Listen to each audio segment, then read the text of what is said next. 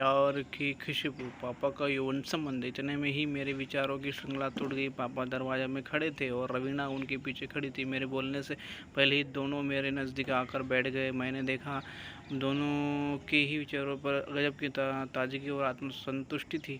मेरे मन में पापा के प्रति कोई मेल भाव नहीं था। मैं रवीना को भी एक बच्चरन औरत नहीं मानती थी। मम्मी के लिए भी मेरे मन में कोई बैर भाव नहीं था, पर परिस्थितियाँ ही ऐसी बन गई थी कि सब घालमेल हो गया था। ऐसा कभी मेरे साथ भी हो सकता या किसी दूसरे के साथ भी। मेरी तरह विचारधारा शुरू शुरू में इन लोगों की भी होगी। जब परिस्थितियाँ उनकी प्रतिकूल होती गई तो उनके विचारों में भी बदलाव आता चला गया। मेरे भीतर एक गजब का आत्ममंथन चल ही रहा था कि पापा ने मुझे टोक दिया। काजल, काजल बेटी, क्या सोच रही हो? तुम्हारी पढ़ाई कैसी चल रही है? ठीक चल रही है पापा? मैं यह कहते हुए पापा की ओर देखा तो वो मुझसे आंखें मिला न सके। मैं बोली, पापा मैं तो तुम्हारी बेटी हूँ।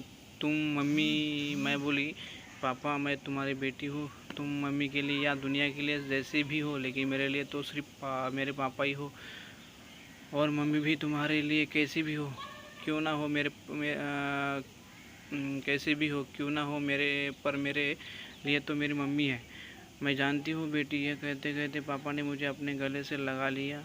मैं महसूस किया पापा कुछ कुछ यह जान गए थे कि मुझे मालूम हो गया है रवीना से उनके क्या संबंध है। इतने में ही रवीना अपने पर्स से टॉफ़िया के दो दो पैकेट लेकर मेरे आगे रख दिए। तुम्हें ये टॉफ़ियाँ पसंद है ना?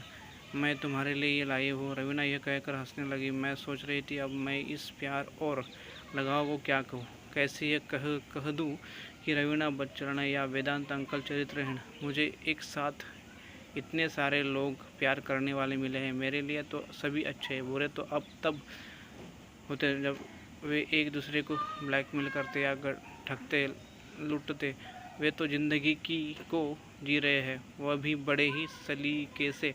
मम्मी पापा के साथ रही है और अपने तरीके से भी जी रही है। पापा भी मम्मी के साथ रहे हैं और अपना जीवन भी जी रहे हैं। घाटे में कोई है तो वो मैं हूँ। मुझे मम्मी पापा की दोहरी ज़िंदगी के साथ आए दिन समझौता करना पड़ता है।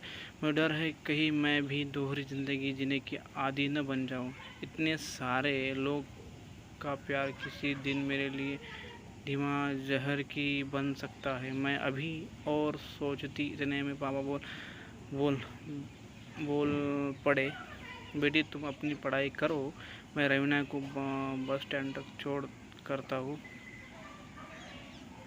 यस पापा, यह कहकर किताब क्रैंक से खींचकर पलटने लगी। चैनल को सब्सक्राइब करें।